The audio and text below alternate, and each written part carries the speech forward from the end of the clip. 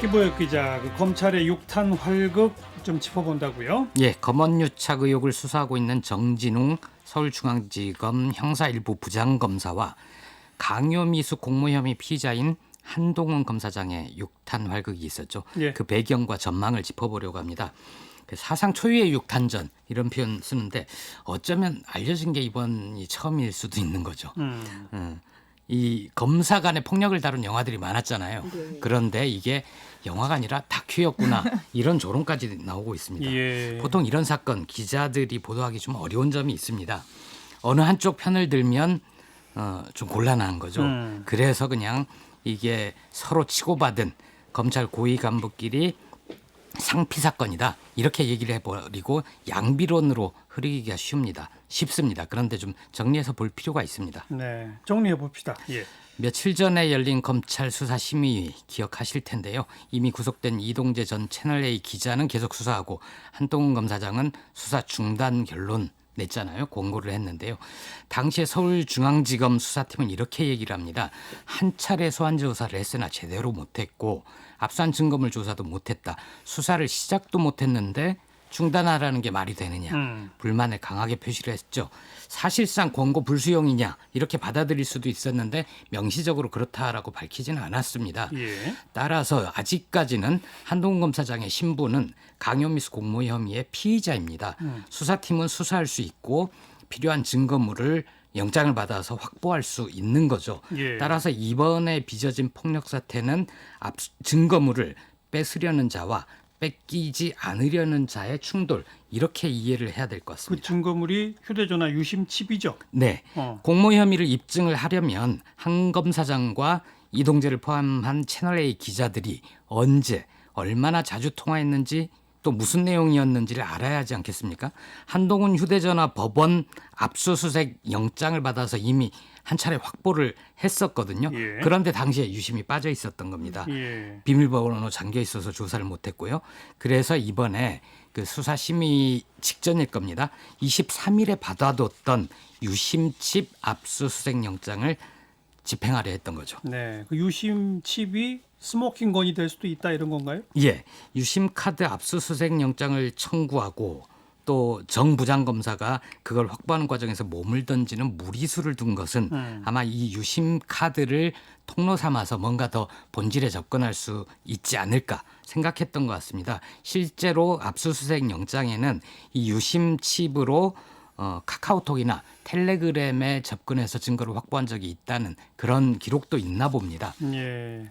그래서 압수수색 영장을 발부받은 거고 예. 유심 칩만 건네 받으면 되는 거였잖아요. 예, 한 검사장이 압수수색 영장 집행하려고 하니까 변호인에게 통화하겠다 이렇게 얘기를 했던 거죠. 물리적 충돌이 벌어진 순간은 한 검사장이 이 비밀번호를 해제하려는 순간입니다. 예. 여기까지 양쪽에 다른 주장이 없습니다.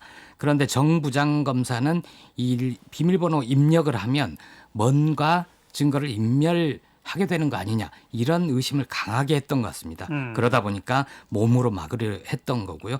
그러다가 이제 휴대전화 뺏으려 하고 뺏기지 않으려 하고 예. 충돌이 있었던 거죠. 근데 그 유심이 그렇게 중요할까요? 저도 기술적인 것은 잘 모르는데요. 보통은 유심카드에 직접 저장된 정보는 가입자 정보 그리고 통화 내역 정도라고 합니다. 그런데 이제 유심카드에 들어있는 이 가입자 정보 본인 인증 관련된 정보를 활용을 하면 네. 카카오톡이나 텔레그램 등 그 서버에 우회적으로 접속할 수 있는 그런 전례가 있었다는 거죠.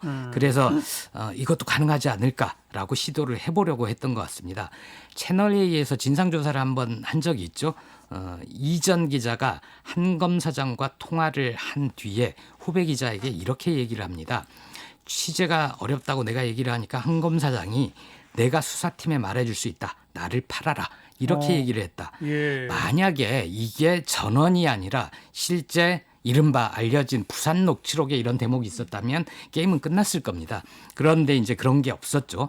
수사팀은 이 문제의 전화가 3월 10일 날 이전 기자와 한 검사장이 카카오 보이스톡 통화를 했을 것으로 보고 있습니다. 예. 그래서 그 당시에 3월 10일에 양자 간의 통화 내역을 확보를 하거나 아니면 좀 더 잘해서 카톡이나 텔레그램 문자 기록을 확보할 수 있으면 그래서 결정적인 증거를 확보할 수 있으면 얼마나 좋겠나 하고 무리수를 좀 뒀던 거 아닌가 싶습니다. 게다가 그 수사심의위원회의 이 수사팀 측에서도 그동안 확보한 증거 같은 걸 이제 다 냈을 거 아니에요. 예. 그럼에도 불구하고 한동훈 검사장은 이제 더 이상 수사할 필요 없다는 결론을 내린 걸 보면 예. 우리가 갖고 있는 증거가 너무 부족하구나 예. 이렇게 생각을 한 거죠. 저도 다시 한번 보니까 법원에서 이동재 구속영장 발부하면서 이런 표현을 씁니다. 검찰 고위직과 연결하여 피해자를 협박하려 했다고 의심할 만한 자료들이 있다. 상당한 자료들이 있다. 이렇게 얘기를 하잖아요. 예, 예. 이 연결하여라는 표현이 좀 미묘하다는 생각이 들어요. 이동재가 연결을 시도를 했다라는 것으로 해석도 가능하고 이미 연결이 되어 공모를 했다는 것도 예. 가능하고 예. 그렇거든요.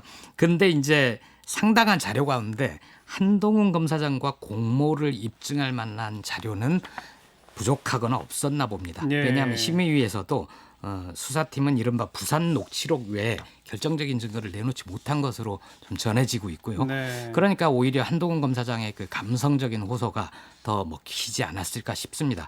아무튼 그러다 보니 수사팀은 이 뭐라도 확보를 해야 되겠다. 예. 한 검사장 휴대전화, 유심칩 꼭 가져야 되겠다 했던 것 같습니다. 예.